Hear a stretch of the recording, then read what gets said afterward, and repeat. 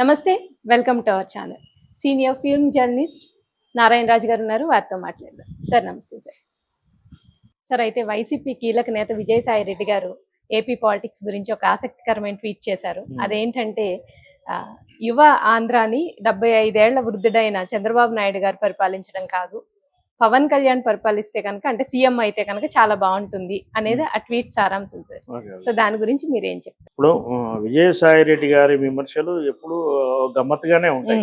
ఆయన full 100% politician కాదు, ఆయన మేధావి వర్గంకు చెందిన నేత.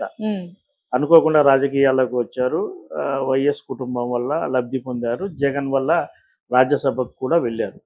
ఆయన చేసే విమర్శలు, ఆయన చేసే ట్వీట్లు ఒక్కోసారి ఆసక్తి కూడా కలిగిస్తున్నాయి. ముఖ్యంగా మీరు చెప్పినట్టుగా నవ ఆంధ్రప్రదేశ్ అంటే అది విభజన జరిగాక అది కేవలం 10 ఏళ్ళు మాత్రమే అయింది కాబట్టి ఆయన నవ అని పదం వాడుంటాడు. దానికి 75 ఏళ్ళ చంద్రబాబు కాకుండా పవన్ కళ్యాణ్ ఏం కుర్రాడు కాదు కదా, పవన్ కళ్యాణ్ అయితే బాగుంటుంది అన్నది ఆయన అభిప్రాయం. అయితే చంద్రబాబే మాకు ముఖ్యమంత్రిగా ఉండాలని ఆంధ్రప్రదేశ్ ప్రజలందరూ తీర్పు ఇచ్చి కొద్ది నెలలే అవుతుంది. చంద్రబాబు ఉంటే పరిపాలన ఎలా ఉంటుందన్న అభిప్రాయం అక్కడ ఉన్న ఆంధ్రులందరికీ తెలుసు. కాబట్టి ఆయన గెలిపించుకున్నారు, ఆయన పార్టీని గెలిపించారు. ఎన్డీఏ అంటే ఒక కూటమిగా ఎన్నికలకు వెళ్ళినప్పుడు పవన్ కళ్యాణ్ పోటీ చేసిన 21 స్థానాల్లో ఆయన బలంగా గెలిచాడు, 21 మంది కూడా గెలిచారు. ఆయన ప్రస్తుత ప్రభుత్వంలో ఉప ముఖ్యమంత్రిగా ఉన్నాడు. అయితే విజయసాయి రెడ్డి చంద్రబాబును విమర్శించిన పవన్ కళ్యాణ్ పనితీరును మెచ్చుకున్నట్టు, ప్రశంసిస్తున్నట్టుగానే మనం భావించాలి. ఉప ముఖ్యమంత్రిగా పవన్ కళ్యాణ్ కొంత డైనమిక్ గానే ఉన్నాడని అక్కడి ప్రజలు కూడా భావిస్తున్నారు. ఆయన నిస్వార్థమైన రాజకీయ నేత. నిజానికి సినిమా రంగం నుంచి వెళ్ళాక ఇలాంటి ప్రభుత్వ పదవులు వచ్చినప్పుడు ఆ పదవుల్లో పరిపాలన ఎలా చేయాలనేది అర్థం చేసుకోవడానికి కొంత టైం పడుతుంది. గతంలో మహానటుడు ఎన్టీ రామారావు కూడా ఇలాంటి సందిగ్ధత వచ్చింది.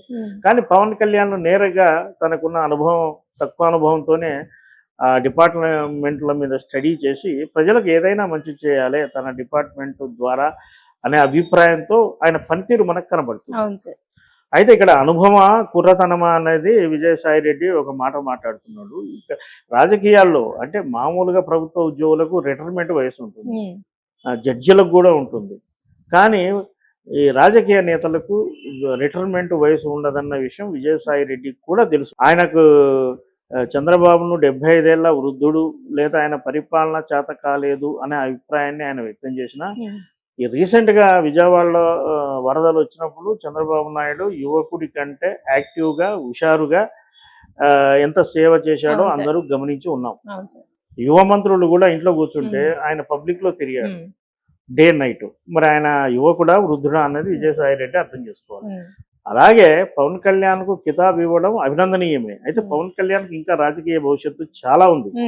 ఆయన అనుభవం ఇంకా నేర్చుకోవాలి. నేర్చుకున్నాక ఖచ్చితంగా ఆయన సమర్థవంతమైన నాయకుడు అవుతాడు. ఆయన ఆంధ్రప్రదేశ్కు మొత్తానికి నాయకత్వం వహిస్తాడా, లేదా ఆయన అనుభవాన్ని మోదీ లాంటి నేత మెచ్చుకుంటే ఆయన కేంద్ర ప్రభుత్వానికి వెళ్ళి కేంద్ర ప్రభుత్వంలో కీలక పాత్ర పోషిస్తారా అనేది కూడా మనం వేచి చూడాలి.